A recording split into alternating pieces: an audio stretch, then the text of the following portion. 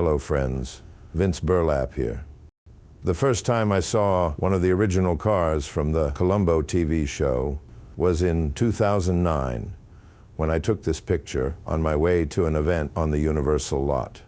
Years later I tried to find it again, but it had been moved to a warehouse in the valley with no public access.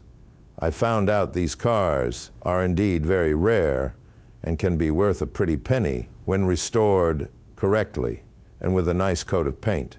Then, just a few months ago, a reader on the site mentioned they had seen an ad from an auction company selling the car, the exact same one I had seen in 2009.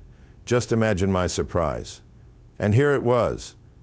It looked pretty bad after so many years of neglect and sitting outside for so many moons. My old neighbor Velma also had a crappy car back in the day, but nothing like this. Nothing. The next day, I found the auction house and went there to finally see the car for myself. Columbo is still one of my all-time favorite shows, and I just couldn't wait to see the lieutenant's 1959 Peugeot Cabriolet in the flesh. As it turned out, it was quite a sight. This particular one is one of at least 3 cars used in the show over the years. One is in Florida, and another one apparently has been lost for years. This one right here could be the only one left in the wild. A rare car indeed, since the convertible version of the old Peugeot 403 was never sold in the US.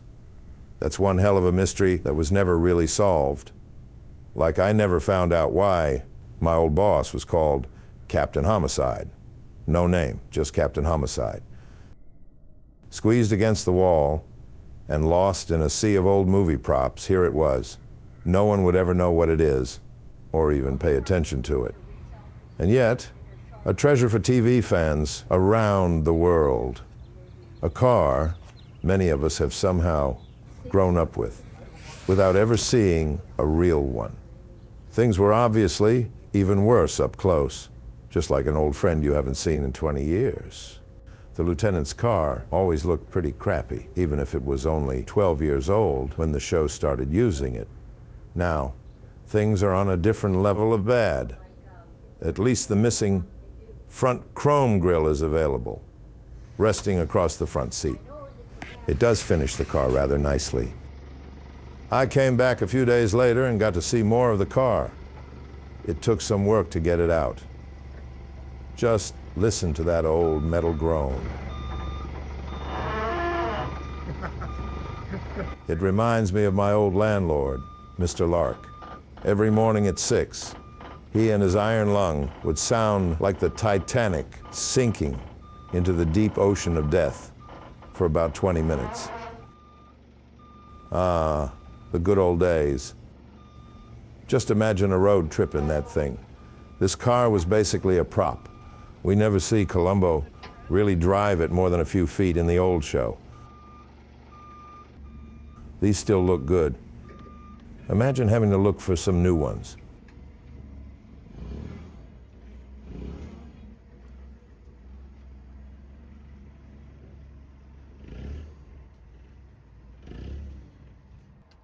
Inside the banged-up trunk, you'll find the radio, which for some reason isn't inside the car anymore. Its buttons look like they were melted by lasers from outer space. And this is where you'd fill up the car. From the rear, driver light. Like this. Somehow the studio moved the gas tank, and now you have to fill it up from inside the trunk itself. That's weird. There's also another battery in the trunk, connected to something, and some extra rear light parts. Just in case. You never know. Inside, well, it's much worse than in the Columbo days. Everything has been sitting in the sun way too long, just like my old friend Elena Verdugo back in the day. That girl used to spend all day at the beach, every day, every single day. Some parts are missing, but the good old ashtray is here. And look, there's even one of his old cigars there. That or some dried up dog poop. Who knows?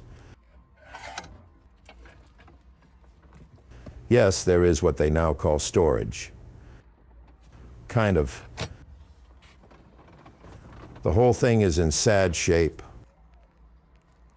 The cloth from the convertible top is gone. And the floor looks like a hoarder's bathroom floor. Interesting to see that the real dark blue seats have been covered up to match the ones in the other cars used in the show. They're in poor shape too, and are not even attached to the rest of the car anymore. Some squares will claim it could be a safety hazard. I'm no expert. And look at all these treasures under there. The rear seat isn't much better. The floor is now covered by dried up remains of the canvas top, unless someone actually died in there years ago. There's a little bit of rust here and there. Another detail that might make actual driving a bit dicey is the pedals. It does seem to shift gears. Sort of. It took a while to get the hood open to see the engine, or what was expected to be left of it.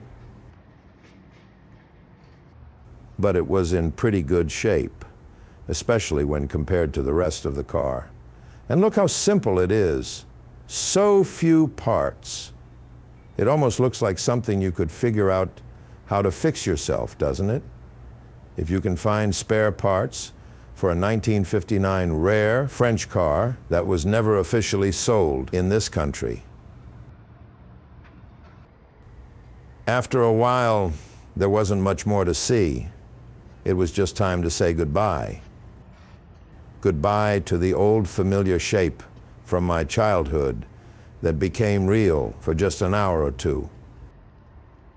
It's not every day you get to spend some time with an old Hollywood icon you grew up watching on TV.